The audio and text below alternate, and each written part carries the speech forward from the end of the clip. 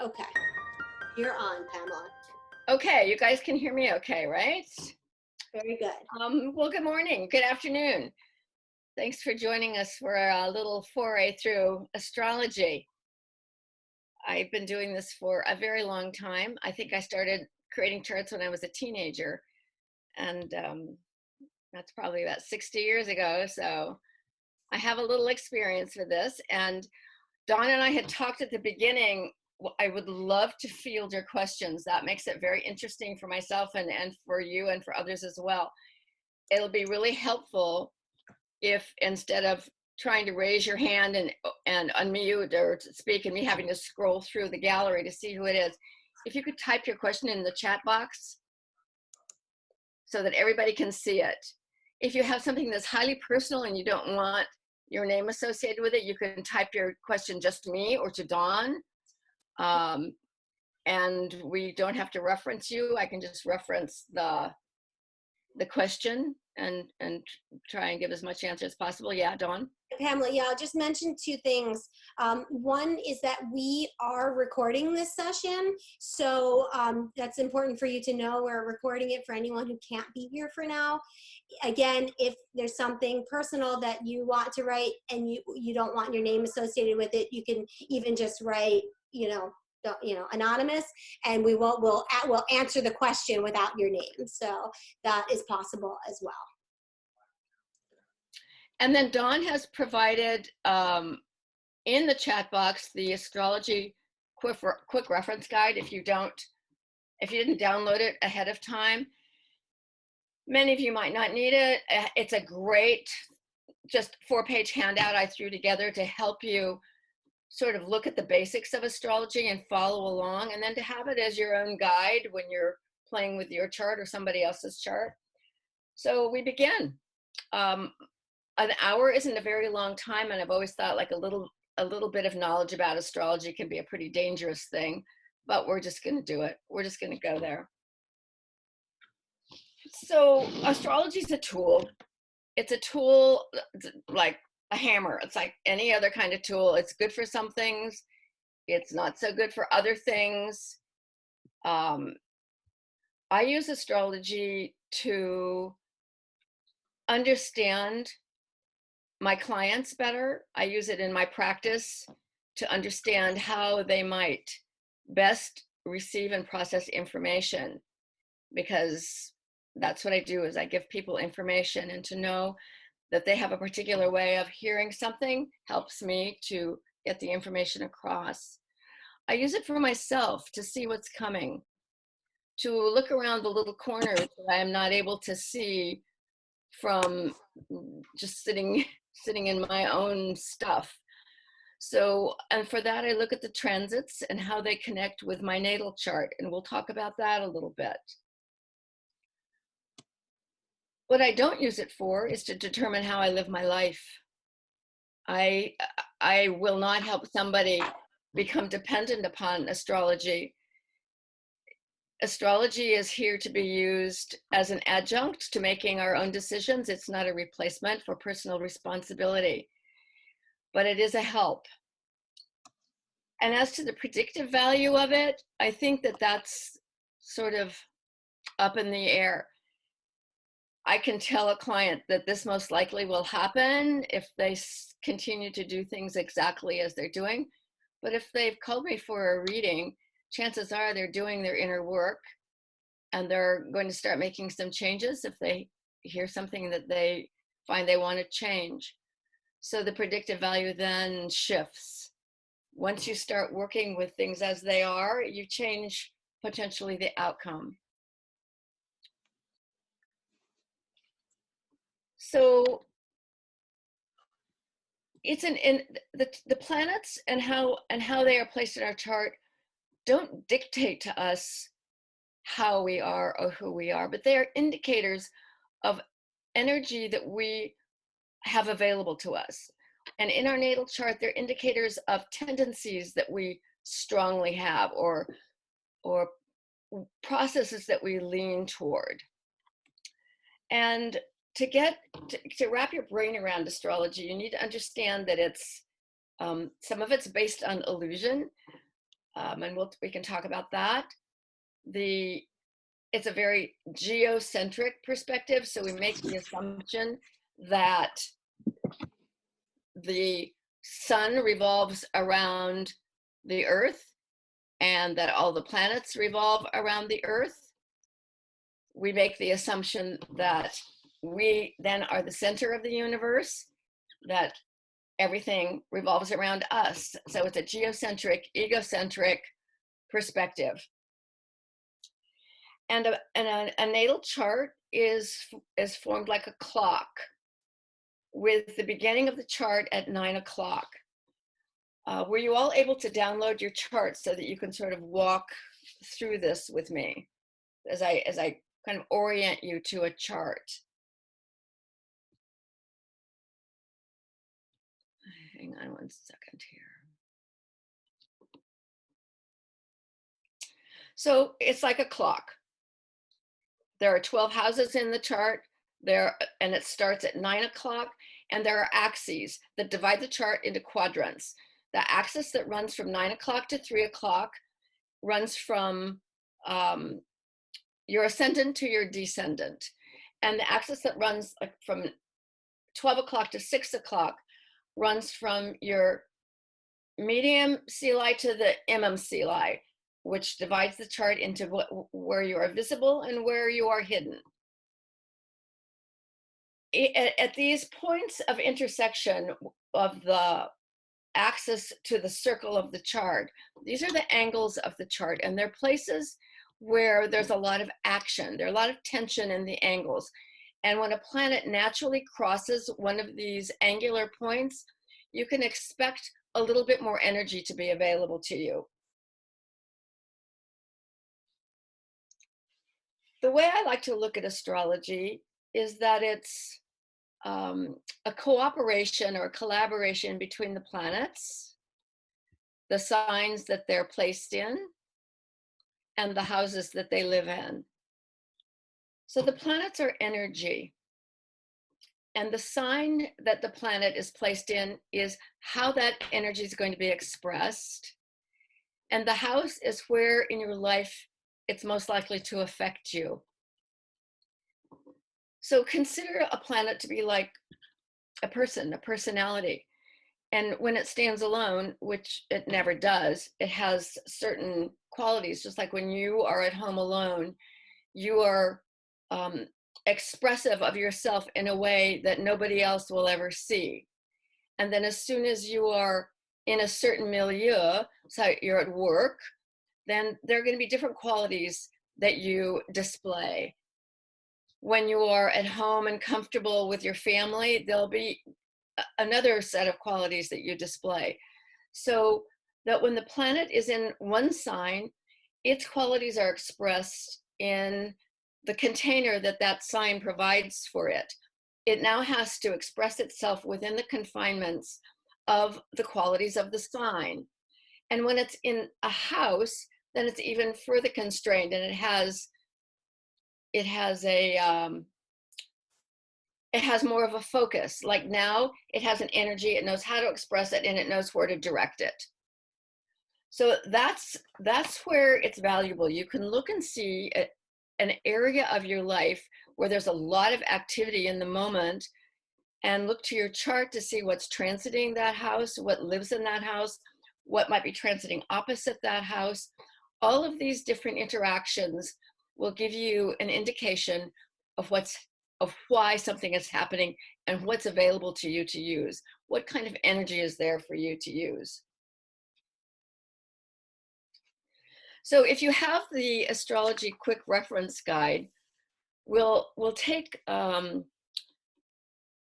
about 15 minutes to just briefly go over the planets and the signs and the houses. Because what I really want to spend some time talking about is the transits, how the planets that are in the sky in the moment are affecting your natal chart, because that's where the action is. So the first page, the planets, the energy, Pamela, so some people are saying they can't open the PDF. Sorry to interrupt. I just want to be sure. Can we just kind of have a show of hands, just a thumbs up if you have the guide, if you have the guide in front of you? Okay. Maybe who doesn't?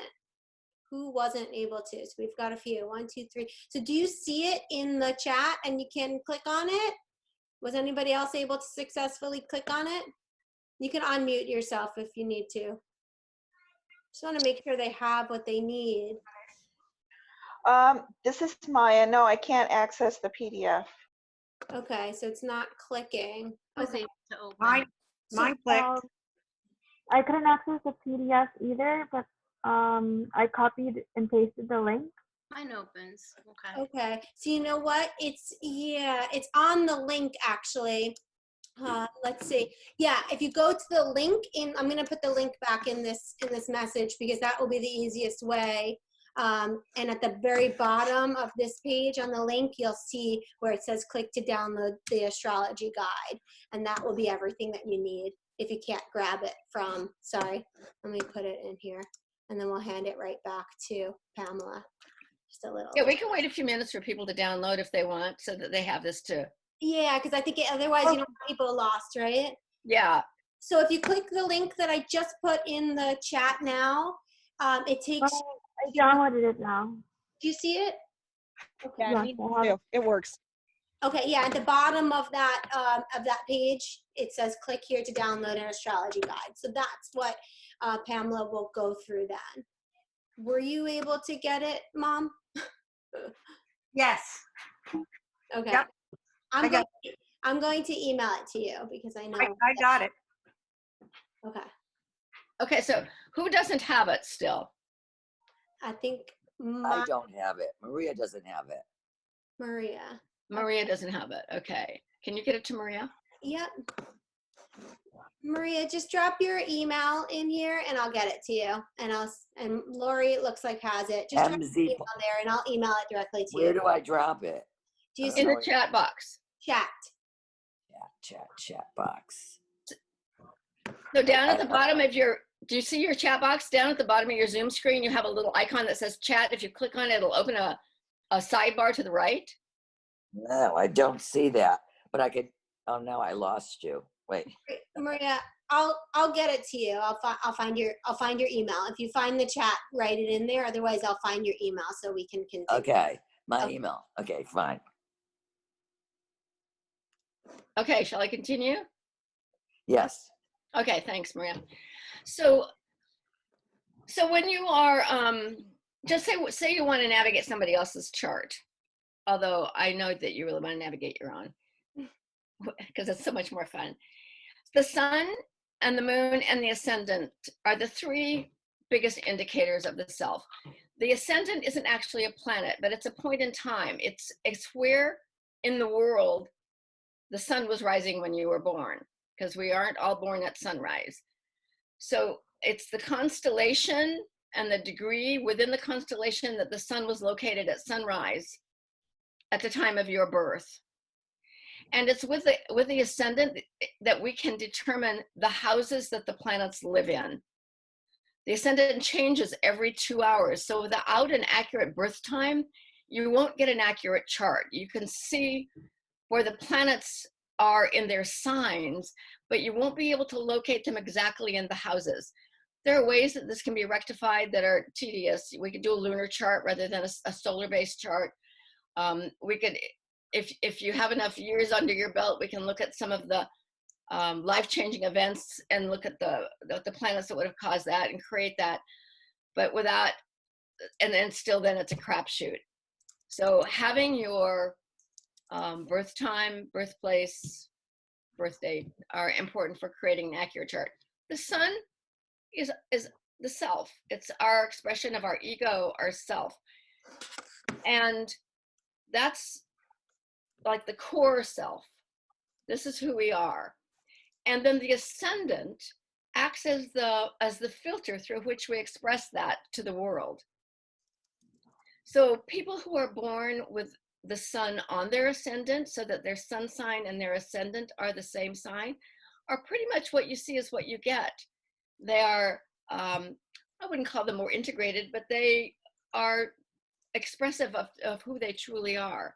Most of us have very different sun and ascendant signs. I'm trying to think if I know, the only person I know of is my niece Ava, who has the same sun and ascendant sign. And what you see with her is pretty much what you get.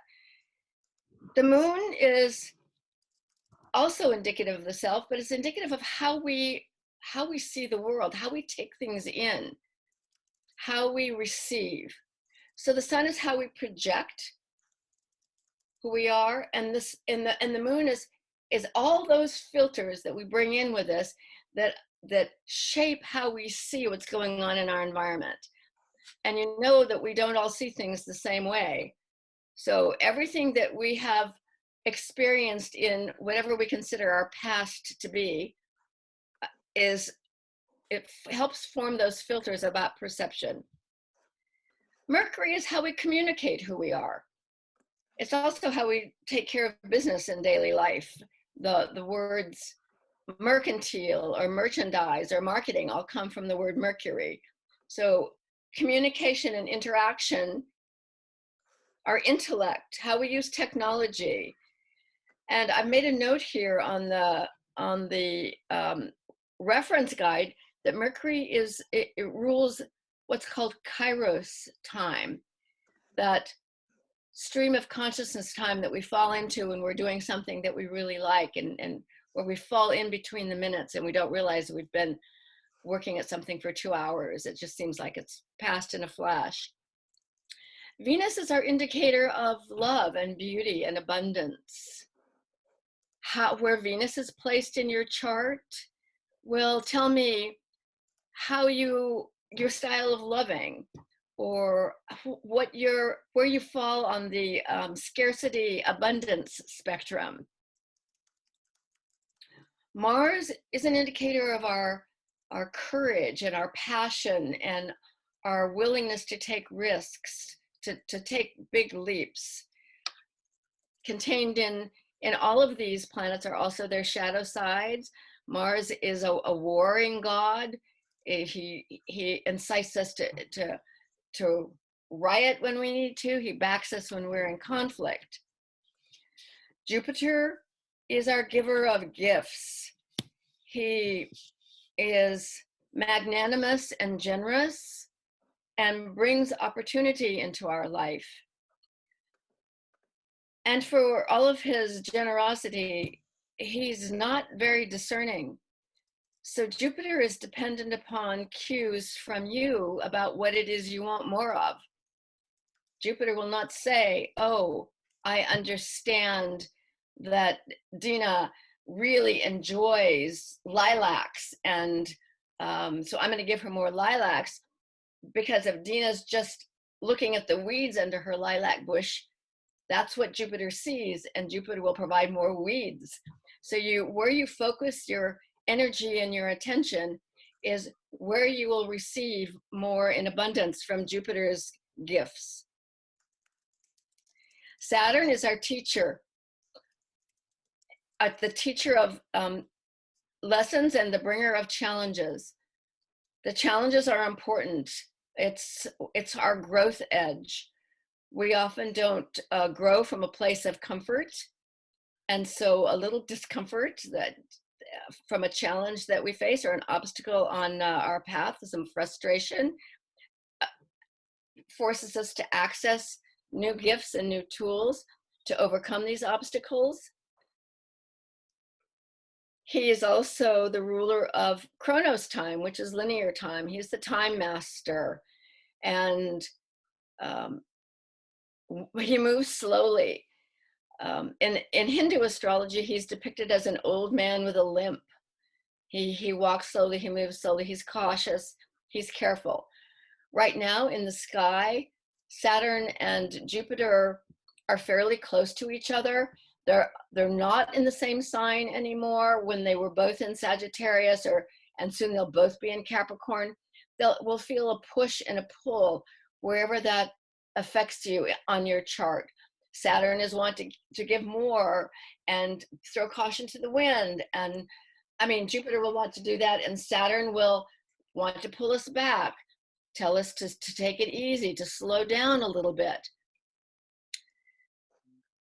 Uranus and Neptune and Pluto are all considered to be shadow planets or outer planets.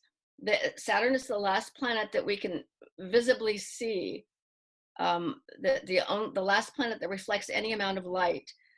So the outer planets move slower, and they have some greater effect on us. They work deeper. They work at much deeper levels. So I divide the planets into kind of three groups.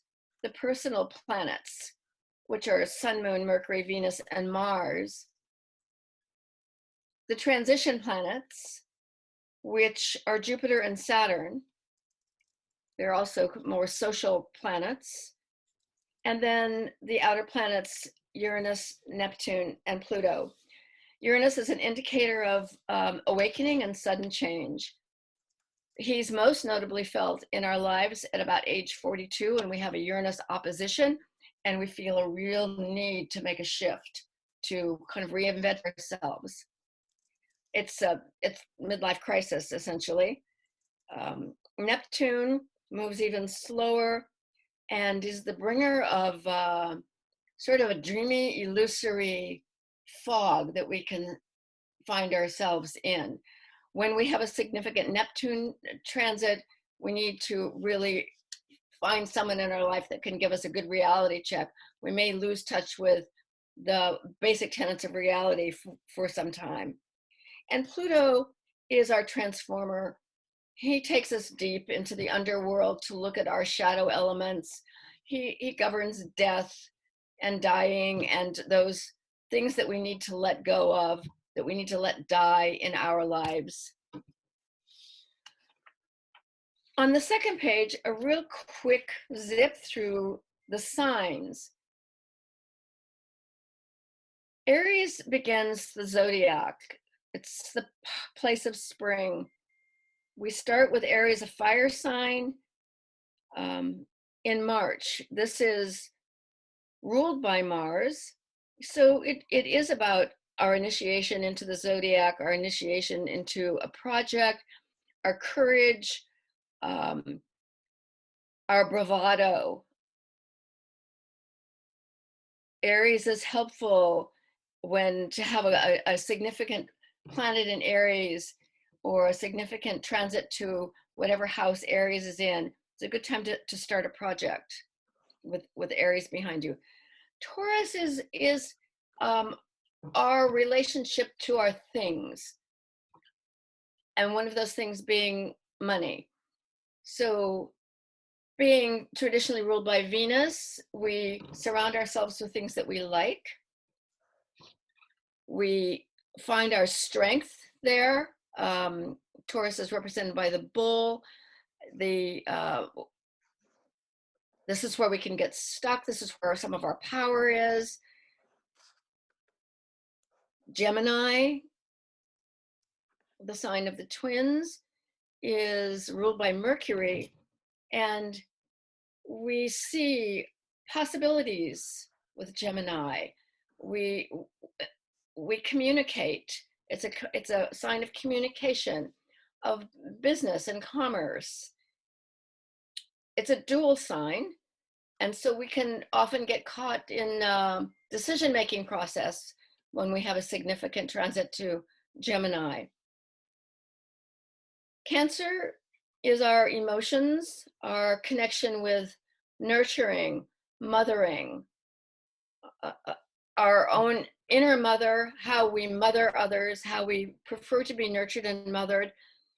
It's a water sign, how we navigate our feelings, our desires. Some of our desires and longings are contained in the Cancer sign. Leo is our heart. It's like the lion sign. It's our creativity. It's where we really come forward with our ego, our passion and our power.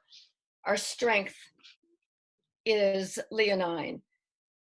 Virgo, how we order ourselves, how we order our lives, our routines, our ability to organize, and our need for order and perfection in our lives. Everybody needs a good Virgo in their family, I think. Their attention to detail is often irritating, but in the long run, very good. Libra, balance, a relationship, fairness, equity, how we see ourselves in relationship to others in our lives, how we weigh the scales of what's right and what's wrong, what's fair and what's unfair. Justice, objectivity lives in Libra. Scorpio, it's sex, death, and taxes. It's that underbelly of the zodiac. Our depth. Scorpio kind of gets a bad rap. It's where our real deep longings and desires live, but it's also where our shadow elements live. We look to scorpionic things for transformation. We let go through that sign of Scorpio. Let go what no longer serves us. It's an intense sign. It's fixed water. It's devoted. It's a devotional sign. Following that is Sagittarius. That's kind of like, woo, the devil may care sign. Let's have a party. Liberation, exploration, curiosity. But it's also deep wisdom and spirituality. How we relate to the cosmos, or what we consider to be our God. And Capricorn is the structure of our lives.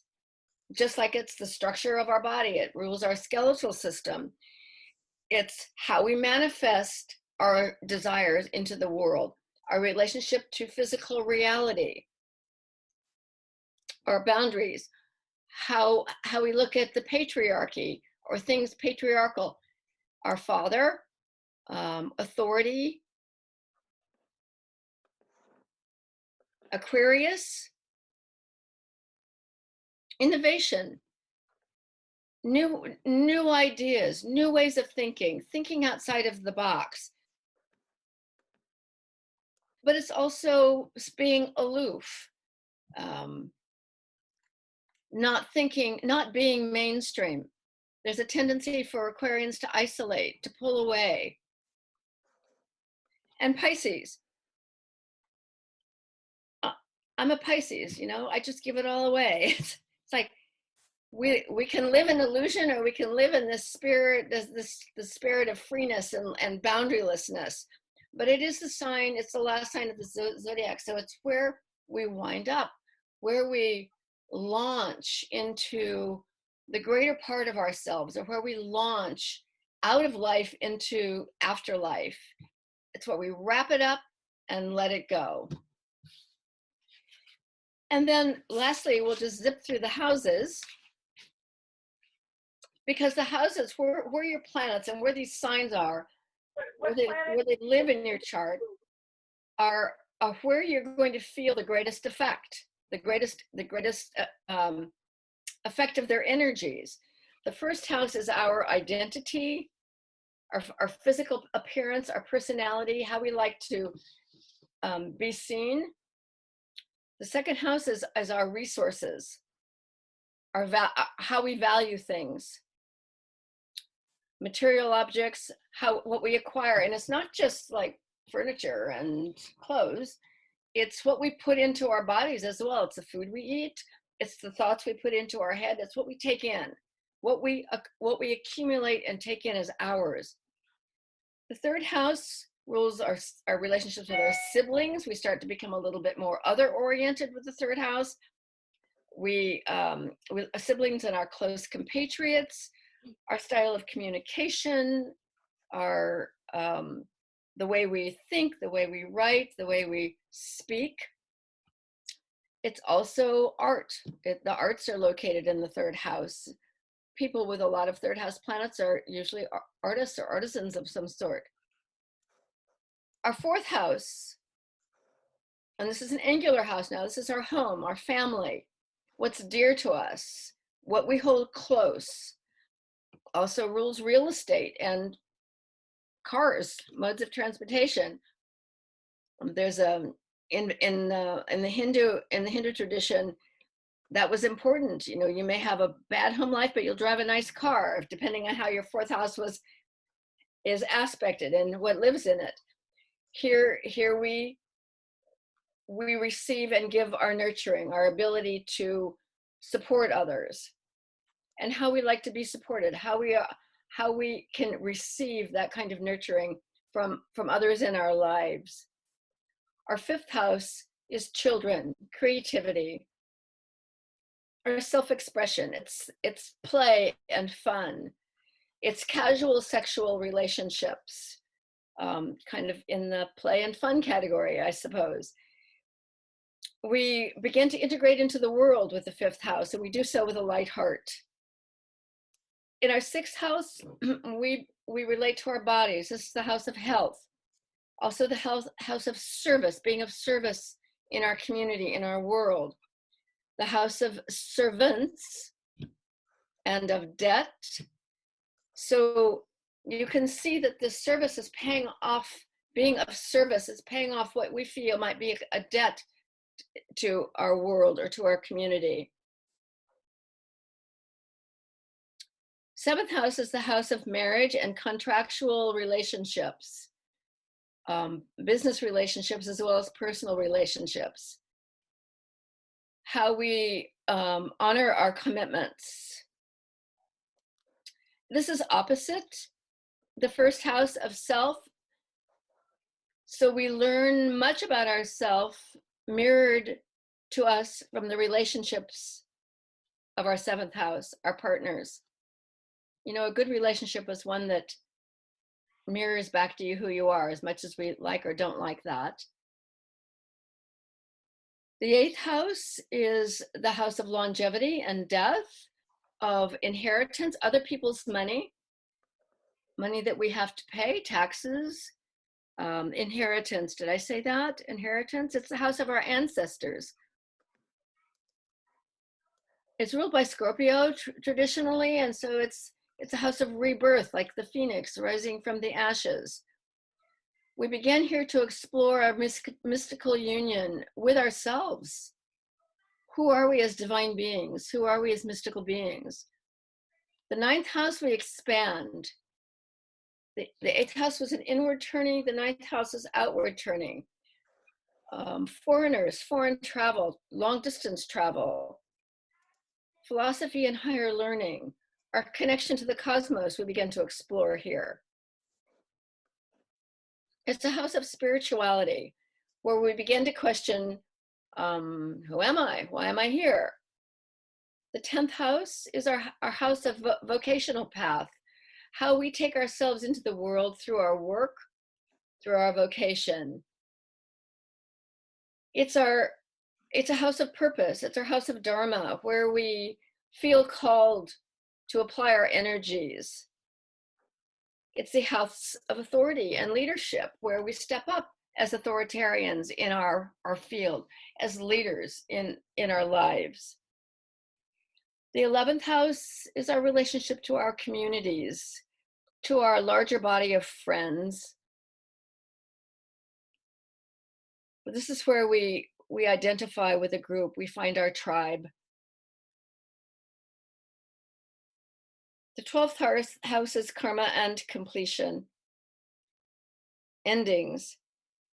The house of asceticism, where and we're all ascetics to a certain point. I think we all probably have rituals and alone time that is important to us, where we sit in reflection and contemplation of our days and our lives and our purposes. We let go of material reality in the 12th house. So these work together to create potential energy that's available to you when something is triggered. So during a transit, the planets in our natal chart, which are not moving, that's what was going on when we were born, and that's not going to shift. But as the planets in the sky orbit the sun, they cross the planets in our natal chart. And depending on what planet is in the sky and what it's crossing, energy becomes available to you. And what your responsibility is to figure out how you're going to use that. How are you going to use it to respond to life situations? Jupiter crossing your natal Venus may bring an opportunity for greater love. Something new, something old that's reworked. So I'd like to spend just a little bit of time talking about transit, and I'd like to open it up for questions before I go too much further. So if you have a question, and There's a question there. I see, what planet is Pisces ruled by? In traditional astrology, it's ruled by Jupiter, and that assignment was made before Neptune was discovered. In modern astrology, it's ruled by Neptune. So Neptune, Uranus, Pluto, I don't think they were discovered until like the 1930s, sometime around then. So, and astrology was discovered before 1930, like way before. So Jupiter is the traditional ruler of Pisces, and I use both of those as rulers, Jupiter and Neptune. I have a question.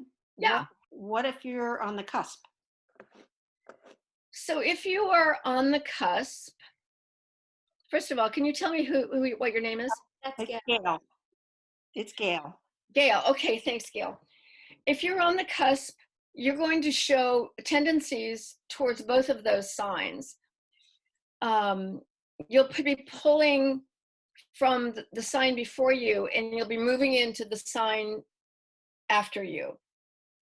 So you get to have lots of opportunities. Okay. Thank you. You're welcome.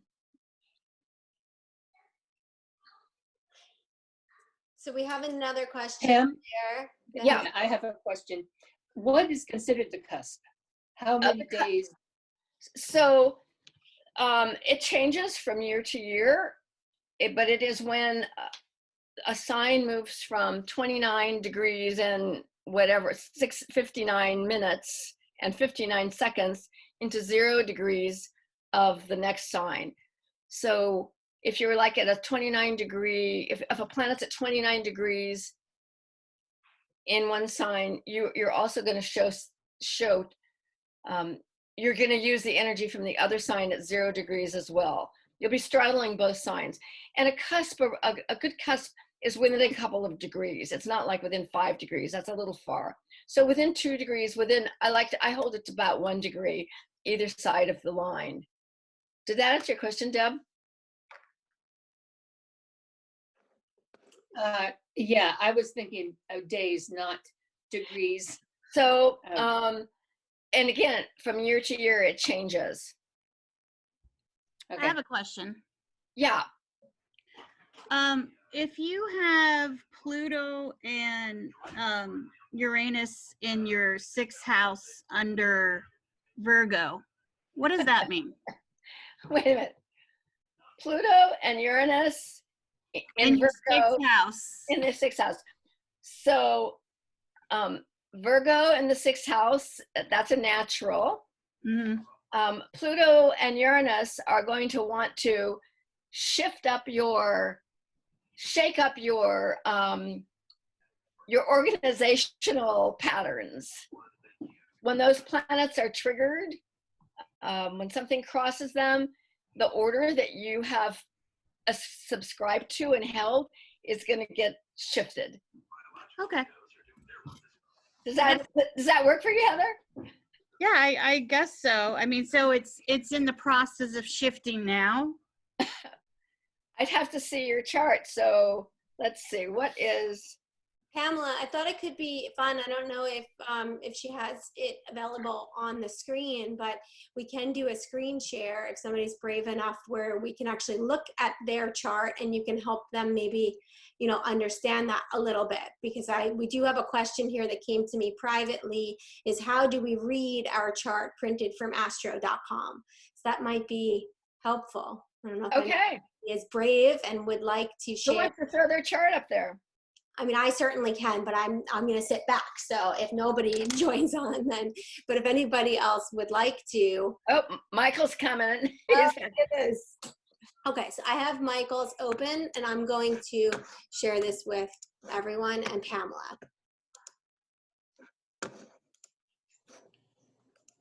Okay, do you all see that properly? Pamela? Yeah. Okay. And Michael, do you have specific questions about this too? Well, I have no idea what I'm looking at.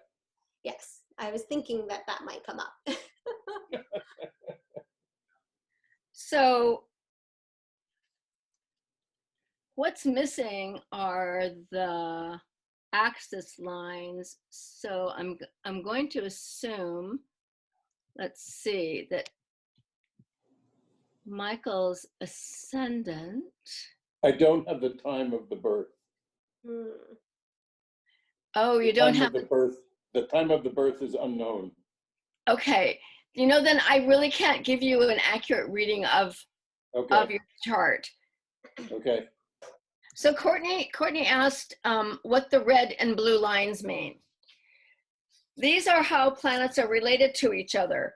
The blue lines are, and I don't have the color ones on my chart because my color ink just ran out. So let me just check here. I think that the blue lines are trines and the red lines are squares. A trine is a 120-degree relationship between planets, and it's very supportive. A square is a 90-degree relationship between planets, and it creates stress and tension and friction. It's an angular relationship. The growth is going to occur in the square, not in the trine. The trine, we get comfortable and we just like sink into it. So we want the stress and the friction of a square to let us pull our gifts in from our trines, our support, to make it work together. Does that help, Court? Okay, thanks. Okay, so we've got Heather has been writing to me privately. Okay. So I have her birth chart here, and let's see if Heather has a pretty specific question, so we can answer her one specific question, and then if anybody else wants to send over their chart and ask a question, we can just get through a few together, and then we can also organize privates with Pamela at another time, just to keep it, you know, relevant and interesting, I think, for everyone. So let me show you here, Heather. Okay. Okay. You can see that. I can see that. Can you move it a little bit to the left on so that I can see what's... Sorry. And Heather has a specific question as well. Is that better? Can you see that? Yeah, or make it smaller, because what's happening is my... Okay, just a moment. Let me get out of that for a second, because I was sharing the whole screen. So yeah, I think I might have some view options though with it too. Can you see this now? Yeah, that's good. Okay, that's good. Okay, shoot. So- What do you want to know? So Pam, I'm trying to decide, I teach, but I'm not certified. And I'm trying to decide if I should go back to school in the summertime and complete it. So I'm having conflicting ideas about doing it. So I'm just... Okay, so do you see all those planets stacked up in your third house, Heather? Yes. And the house that's opposite that is the ninth house. Both of those are houses of learning. Mm-hmm. So I just from looking at what's in your third house, I would say you are definitely teacher material. But it's not just that there are planets in your third house. Mercury and Venus are in your third house. That's communication, and that's being able to transmit that and bring expansion into people's lives. It's all, the sun is also there. This is how you express yourself. But the thing that's really, see that little tiny thing that looks like a little upside down horseshoe? Mm-hmm. That's the, it's the north node of the moon. And there's an opposite piece of that 180 degrees away. And that karmic axis tells me where you're headed. And the north node is what you aspire to be, what you're moving toward. Mm-hmm. So this is like a karmic path for you teaching. Then the last thing I want to show you is, see the 3 blue lines that form a triangle? Yes. That's called a grand trine. That is a true gift. A true gift in a chart. Not many people have a grand trine. And your grand trine is in water, Scorpio with your moon, Saturn in Pisces, and with Venus in Cancer. So not only should you be a teacher, but you teach from the heart. Thank you. In a nutshell, I would say yes, go get certified. You're a natural. Thank you so much. You're welcome. That's awesome. Is there anyone else that wants to ask a couple of, a specific question? Or general questions for Pamela? So let me just toss out another thing that people often ask about, and I can show you how to sort of look for that. Health is a question that I get, and I'm always quick to have the caveat of that this is not, I'm not a medical intuitive, and this is not a substitute for getting medical advice.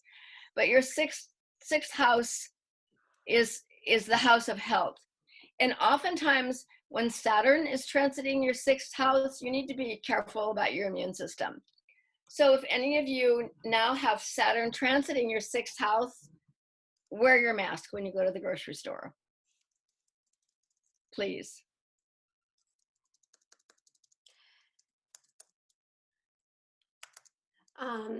Pamela, you shared something really interesting with me when we jumped on a call a few weeks ago, just about the planets currently now or at the beginning of this quarantine, and some interesting insights. And I thought maybe that would be something interesting to share with everyone. Yeah. So the personal planets, or even the outer planets, the planets that transit in the sky are triggers for things in the birth chart. And depending on the planet that's transiting, the trigger is going to show up differently. Mars is a trigger planet. So the karmic path, the path of the nodes of the moon were triggered by Mars in this one specific place at the time of 9/11. Mars is he burns fiery, he burns hot, he burns fast. That was like a fast, 9/11 was a fast, hot, destructive event.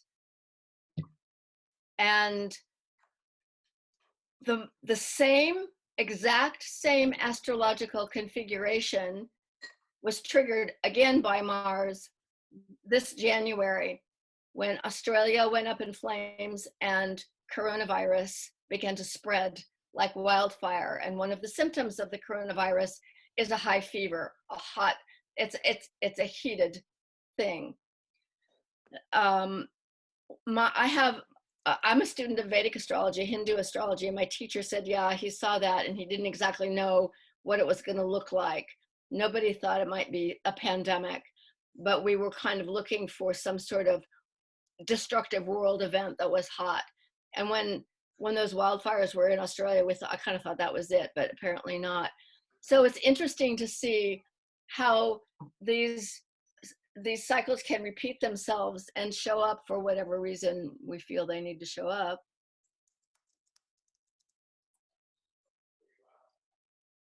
Great. Does anybody have any questions about this?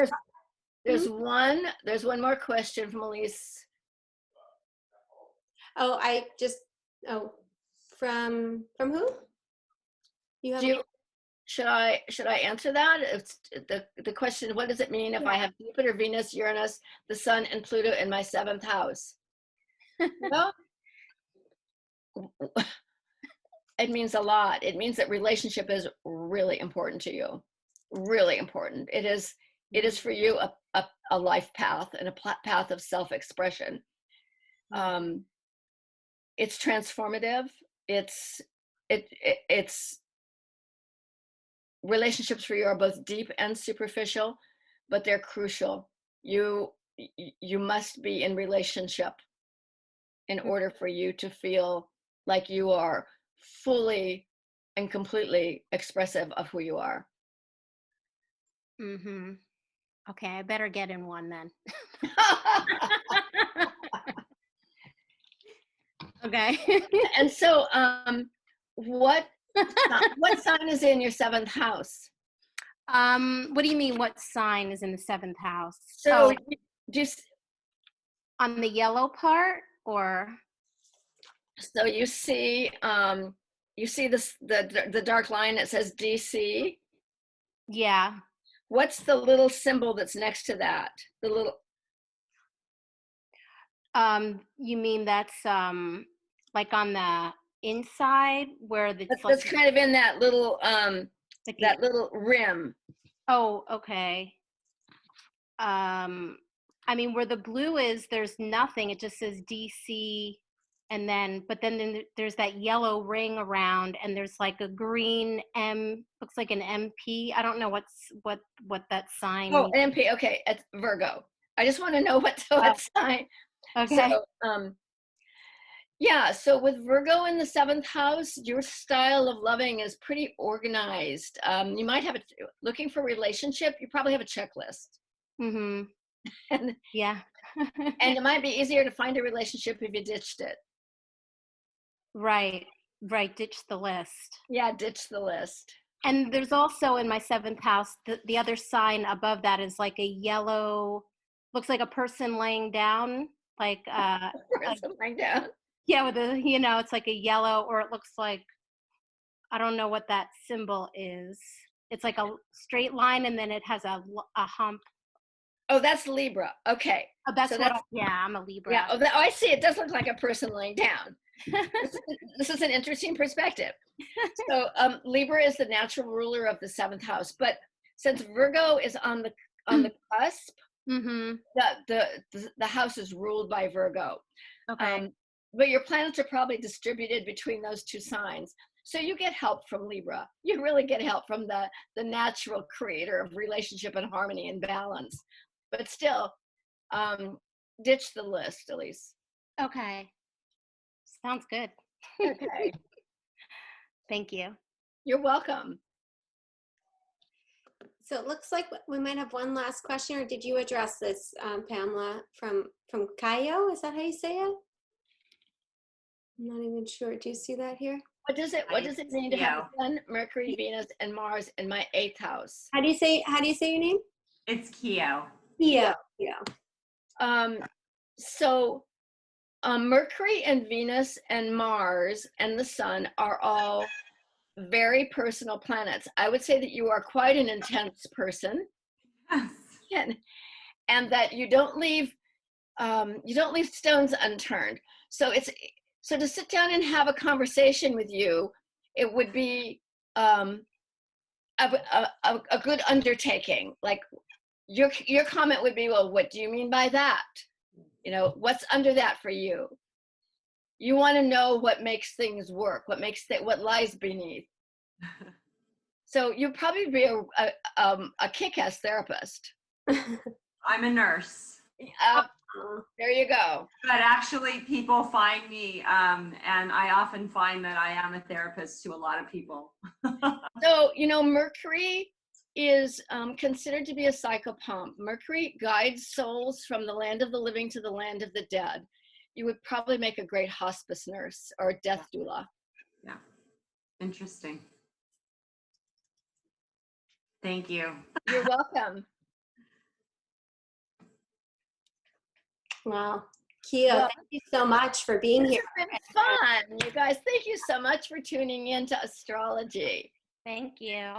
Yeah, this is really fun. So it's a great time for us to transition. And what the thought behind these conversations, these social chats. First, I think, what do we have, about 17 people here. this is meant to be for you, really just a time for connection. And certainly this afternoon, there's a few things going on, and we were in front of the screen earlier. So if you need to take a break at any moment, that is totally fine. So don't feel like you need to stay there this whole time. And I think we may even have time for a few minutes to get some water or something before we start our sound bowls. But basically the intention here is that Pamela started us off this afternoon with the astrology, and then we would have this time for our thoughtful conversation, and then go right into Andrew will be joining us for the sound bowls. So with that said, it's really my intention in creating this virtual retreat to give people an opportunity for a little deeper connection. And it's, you know, we feel like we might be very isolated at home, and you know, it's quite strange, especially for people that really thrive on that human connection. And something that I've really realized is that we're so much even more connected than we can ever imagine, because we're all going through something major, and we're doing it together. And it looks a little bit different for everyone. So that storm is not exactly the same for everyone, but we are all going through some sort of storm. And it's how we deal with that. It's how we deal with that shaking, and how we can support each other as well. So we have about 45 minutes. I mean, Andrew will be joining us. And so I'm not sure if we'll be able to get to hearing from everyone, but we have Pamela and we have Leslie, our fellow retreat leaders from today. And I know Sonia will be joining us at some point shortly. And we have Kuntal, who we can't see. We would love to see you, Kuntal, but Kuntal will be leading us next weekend. So we have a few of our fellow retreat leaders here. So I thought it might be a great opportunity maybe to start with the retreat leaders. Hi, Kuntal. Kuntal's in Costa Rica. And I can start us off with a couple of questions. And if we have some time, we can go around to all of you, because we'd love to hear from you as well. And the couple of questions that I'd like to throw out there is really simply, if there has been any new insights that you have had. You know, I don't think anybody has been in a place or time where we have had so much isolation at home, and so much shaking up, and so much transition all together at once. So I thought it would be really interesting to hold on one second.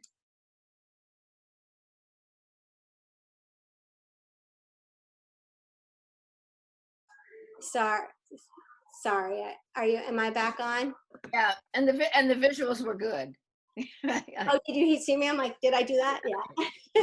Just give me a second. Let me close this door. Okay.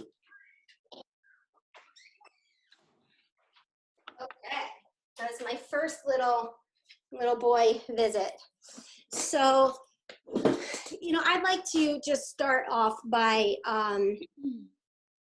you know, I think an insight for me personally, and maybe other people can resonate with this, and I'd love to hear if you do. But certainly for me, I think in times of crisis, true crisis, and like whether it's financial crisis or health or whatever it is, it's like I know I can see that I can really make things happen.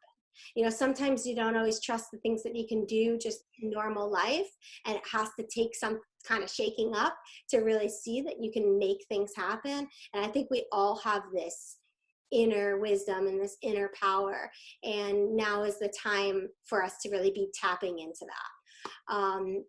And I'm sure Leslie, you always have so much beautiful insights to share. And I think you've been having a lot of these conversations, and maybe with some of your students that are here. But I would love to hand it off to you just to hear some of your thoughts on how we're connecting differently now in this time of quarantine, and maybe giving some of our guests here some thoughtful reflections to think about.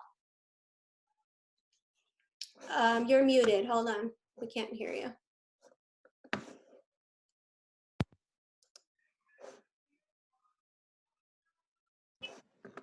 Can you hear me now? Yes, yes, yes, yes. I forgot that I had to put a mic on. I was just talking and you guys couldn't hear me. No. You know, I feel like we have limited time because is going to be here and we have a decent sized group. So I don't necessarily know that I want to take up time giving you my insights as much as I would love to be able to hold space for you guys to share.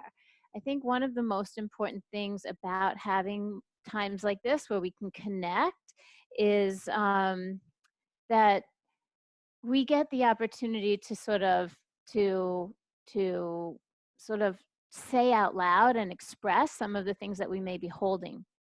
And so I am happy and open to, like, nobody has anything to say. I can speak all the time, anytime. You can, you know, I never have a loss for words, but I would love the opportunity to give you a chance to just maybe even answer the question, like, how are you? Mm-hmm.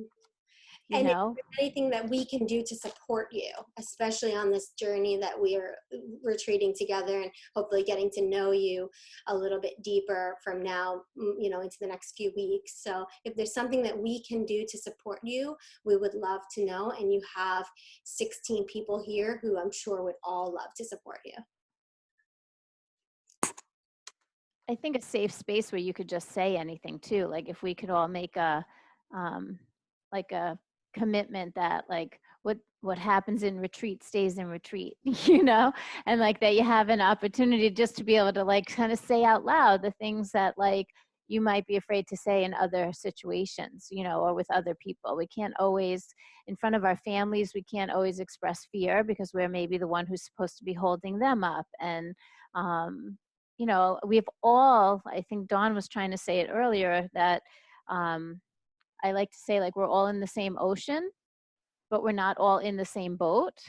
And there is a hell of a storm raging, Mm-hmm. you know, so it doesn't feel the same for all of us at all. And I've had really interesting conversations over the past 6 weeks about how different people are living through this and dealing with it. So I think if you'd be willing to, maybe we open the mutes. Mm-hmm. And we just let. And we can go around. And something, I'm going to actually stop recording. So I think that's, you know, just for you to know, you won't be recorded. Brilliant.